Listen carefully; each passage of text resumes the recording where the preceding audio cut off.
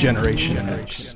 In general terms, those born between 1965 and 1980. Latchkey kids, independent, existentialism, modern philosophy focusing on personal experience, human ability, and responsibility in an otherwise meaningless universe. We're the cause. This is the effect. We're the Gen Existentialists.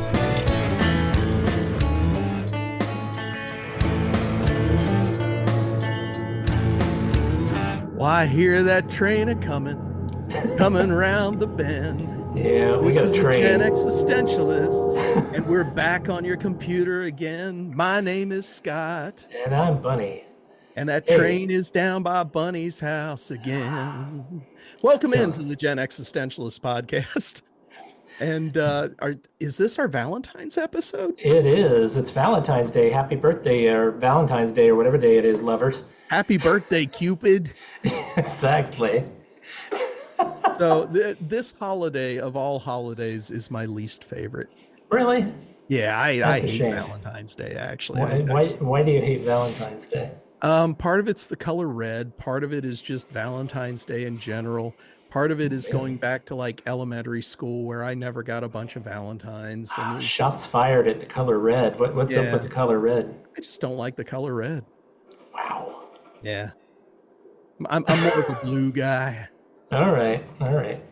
Well, in honor of this week, are we doing anything special? Yeah, in honor of Valentine's Day, we're giving Meg the day off. Sent her home with a kiss on the cheek and bye, Meg, and her pink slip for the week. And we've got a Valentine's wheel that I'm going to be spinning because it's on my side. Sound good? My God! Switched roles. Switcheroo. All right, so I'm going to be spinning the mega wheel of Valentine's here. See what we come up with. Okay, first question is, which old school love song still makes you melt or roll your eyes? Old school love songs. And you would think me as a musician or songwriter, I would have like an immediate response to that. And I'm not really sure that I do because I'm not big on love songs. I've only written a couple in the decades that I've been writing songs. Mm-hmm. But I will say this. I think that Nothing Compares to You is probably one of the best love-related songs ever written. Okay. And that Sinead O'Connor's performance of that song is heart-wrenching. And it's one of the most beautiful things in its sadness. Okay. And also hope. So that'll be my answer for that. This is the one that still makes you melt. It kind of does, because if it comes on the radio, I will not turn away. Oh, nice. I have to listen to it all the way through. Okay. Well, as far as ones that I still think are excellent love songs, I think you go all the way back to the 50s with Unchained Melody. It's probably the penultimate love song, in my opinion. Yeah. As far as songs that still make me roll my eyes, More Than Words by Extreme. Yeah, I cannot stand that freaking song. I hate that song. That's one of my wife's most unfavorite songs as well. So I'm kind of stealing the idea from her. That is a really bad song. When I worked at Record Alley, as soon as that song got big and people were coming in and buying that entire Extreme album, and I would warn them at the counter, like, that song, there's one other acoustic song on the album called Wholehearted. None of the rest of it is like that. Oh, I'm sure I'll like it. Oh, Porno Graffiti is a great album. And people trying to bring it back. It's like, no. And just, nope. Hate that song. Oh, geez. Living with the consequences. Yeah. Ugh. All right. We're going to spin the wheel again. So happy Valentine's Day. Yeah, the VD wheel. Watch out. Take your penicillin, kids. All right. What is the most over-the-top romantic gesture you've ever attempted or witnessed? Oh, my God.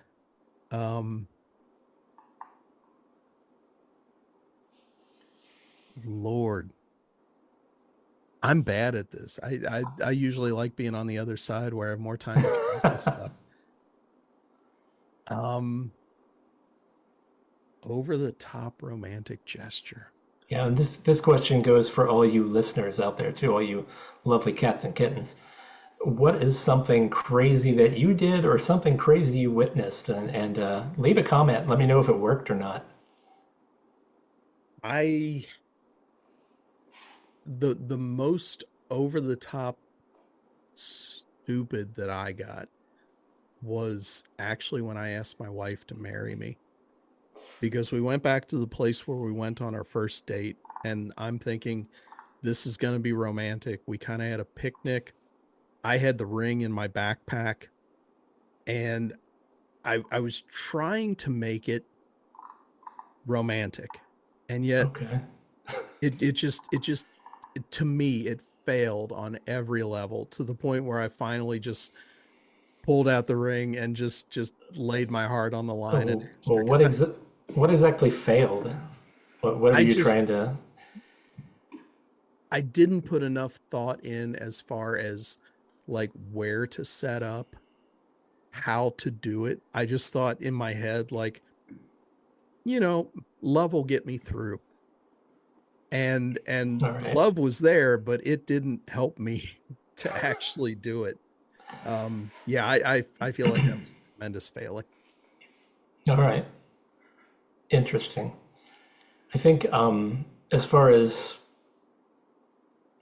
weirdest thing, it's not so much a was not a gesture of love to get someone's attention, but way back in the day, my wife was coming back from a trip. I was going to the airport to pick her up, and I decided to do this whole what's that John Cusack movie where they holds up the Say anything. radio? Say Say anything. anything. Yeah, I tried to do a shtick on that, just for a laugh to get a rise out of her.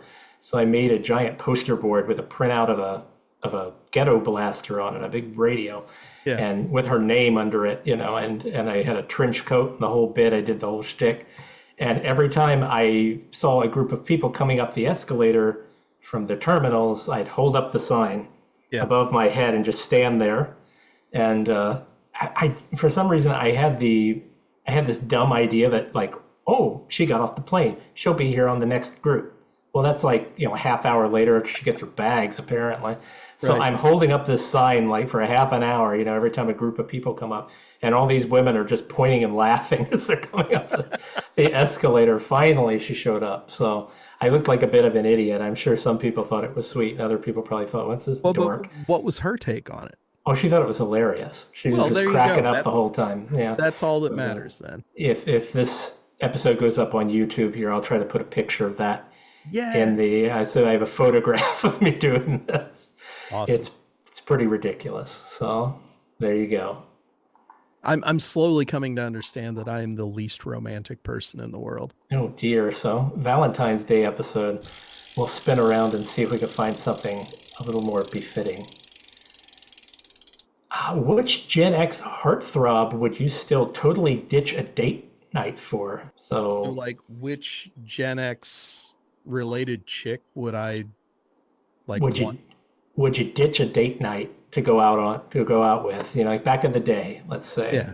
Not talk about your wife or anything. We're saying back in the day, you got a date with Susie Q, and suddenly you get the opportunity to go on a date with fill in the blank. And Oh, Alyssa Milano or Tiffany Thiessen, either one of them. Yeah, without a Tiffany doubt. Amber Thiessen. Yes, absolutely. All right. Yeah, I would have to go with Demi Moore Okay. back in the day, or Jennifer Connelly. Yeah, definitely. Let me Yeah. throw in Susanna Hoffs too. All right. We could make beautiful music together. There you go. I didn't think she'd be far behind on your Gen X crushes. If you had to write a personal ad for yourself in the 90s, what would it have said? Oh, in the 90s. Going back a few years. Um, let's see. Musician seeks love. And just No, leave it at okay. that. Okay. It's not going to be Bunny is the world's greatest sex machine. That's not the, that's not the title that goes there, huh? All I right. prefer to leave things vague. The more, Okay. because here's the thing about personal ads, the more detail you give, the more narrow net that you cast. Okay. And of course, if you're trying to get like people to come in, you want a wide net. So you have lots of choices, or at least that's how I understand it. And Okay. that might be why my dating life was so freaking horrible. Oh, jeez. Yeah. Did you ever write a personal ad? um, Not really, no. The Okay. closest I got was like when we were both using that goofy website that like linked you Speaking of up the to people. 90s, Yeah, yeah. yeah, very 90s right there. That's Mhm. about as close as I got. Yeah, same here. I never actually wrote a personal ad. I feel like I No. missed out on an opportunity to go out on some weird things. Talking about dating and stuff from the 90s, I wish they'd bring back speed dating. I feel I like I missed a huge opportunity not doing speed dating Yeah, I because it never would have had been the opportunity to hilarious. do it either. I also agree it would have been absolutely just because I would have failed miserably and it would have turned Oh, into just, can I make the person across from me laugh?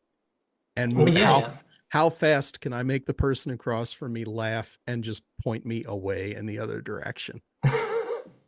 I saw that this was a few years back. We went to Gen Con, which is a big role playing game convention in Indianapolis, Ohio. And there's 40,000 people there. It's huge. It's only second to Dragon Con in its ridiculous hugeness. Nerd. And yeah, they had a speed dating event there a couple of times. And I thought, can you imagine speed dating at Gen Con? Would that not be the Wow. wildest thing you've ever seen in your life? That'd have been great. I'd have given my eye teeth to have been able to do that. Or But I, just to I be was able to quite sit, married at that time, though. just to be able to sit close enough to like eavesdrop on some of the conversations would be worth it. Oh, it'd be fantastic. Can you imagine? I'd probably leave with a ton of friends. I mean, if nothing Yeah. else, Yeah. that's the way I look at it. So we're going to give the old wheel one more spin. See what else is going on here in the One more Valentine's Day spin for episode. Valentine's. I think we could probably get two more spins, actually, looking at this. Okay. What is a song that you always put on mixtapes for a potential girlfriend? We'll keep it a girlfriend because I don't think there were any boyfriends in the past, not that I'm aware of. Just like heaven. Just like heaven. Cure. See, Yeah. I, Yeah. I always put a Cure song on there as well. I did A Night Like This. Yeah. Was the one that I always put on. So let's see. That was a quick one. Yeah. We could spin again. Okay, we're spinning the wheel. Tell me about your ex-girlfriends. You don't have to name names. Jesus. You can give them funny names or something if you want, but give me a rundown of your ex-girlfriends. There weren't the, many, the and danger episode here. only a couple of them were actual girlfriends. A Okay, couple of so them were just like people I was together with for a short amount of time and sure. just sort of dating. Well, they don't have to be Um, like long-termers or anything, I guess. no, no. Not And the thing is, all of them, if I saw them today, would we be friendly? Absolutely. that's There good. were no acrimonious breakups. There was no fighting, nothing like that. A couple of them were just like, yeah, we're kind of done. And that's just the way it was. Um, I think because I never really wanted to commit to like doing the long term thing because I was so focused on other stuff like playing music. Like it was obvious that that was where I was directing most of my time and energy. Well, you got to tell us about your girlfriends, though. You're weaseling around it. I'm You're there's coming up not with much excuses. there's not much to weasel around. I mean, I don't know what you want to know. I don't know what I'm supposed to say. It, I, All right. there were only three. Okay. Well, let me start you off here, and then we'll bounce it back to you because the audience needs to know. The This audience is doesn't need to know shit. it's Valentine's Day. My first girlfriend was, we'll call her the ballerina. Okay. So I Okay. first went out with a ballerina. then I went out with the mermaid, who was the one girl that smelled the best out of all the girls I've ever dated. she she always Yeah, wore the because best perfume. you would picture a mermaid smelling like, Well, you know, yeah, I'm the giving Ohio them River in middle of summer, but I'm that's giving them names or monikers to protect their fragile identity. I went out with the living ray of sunshine after that. Then went okay. out with the actress after that, the cheerleader, and then these are the ones that were long-term relationships, Okay. so at least a year or more. I'm not counting just dates because there are a few of Yeah. those thrown in there. And then I met the librarian, who is my wife. There you go. So that's just a quick rundown of some Okay. of the characters from the past. I won't go into frightening detail, but yeah. How about you? Okay. So first one, the incredibly nice one. Oh, Um, the girl next door. Huh? very, very much kindest person that you would ever want to meet. The next one was I had one like you, the cheerleader. Oh, nice. Yeah. Um, the next one was the friend plus, and then the unexpected, because there was nothing that really kind of made sense about it, but it was a lot of fun while it lasted. All right. And then ended up marrying the chemist. Oh, there you go. Yeah. Chemistry working there. All right. Well, thank you. See, this is the audience needs to know. Well, One of and those one of those unexpecteds might be out there listening and wants to make sure they get their name dropped. well, yeah. And I mean, I'm sure of my exes, they're if they're listening, they're probably going, which one was I? But except for the cheerleader, because there was only one cheerleader in there. There are a lot of cheerleaders in the world, though. So. I still remember the quote from there was one night I drove the cheerleader home because Oh, we worked together, oh. and we stopped somewhere just to like hang out and talk, and she leaned over the seat and looked into the back seat, and exact quote verbatim, this car's got a really big back seat. Yes, it did. It certainly did. That's a green light. That's what Yeah. we call that. Yeah, yeah, exactly. That was okay. We're already in park. We're gonna put the parking brake on, and yeah, Okay. Wow. See, I'm learning stories.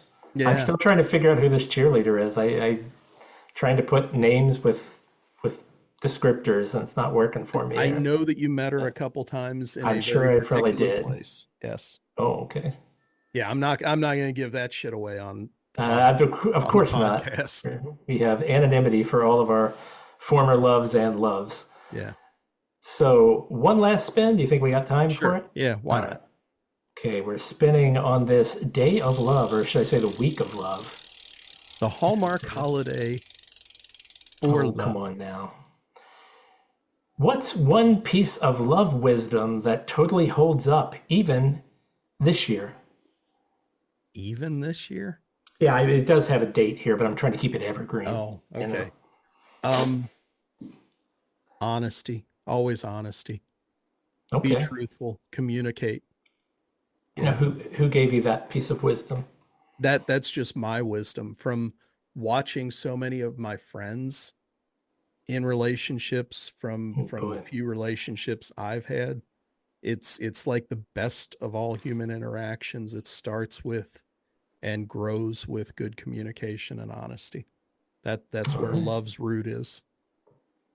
All right. I have to go back to the wisdom of my father, my late father, who I always used to get so aggravated at him because I thought, God, this guy, nothing phases him. He's like water off a duck's back, is the probably the description under my dad's name in the dictionary.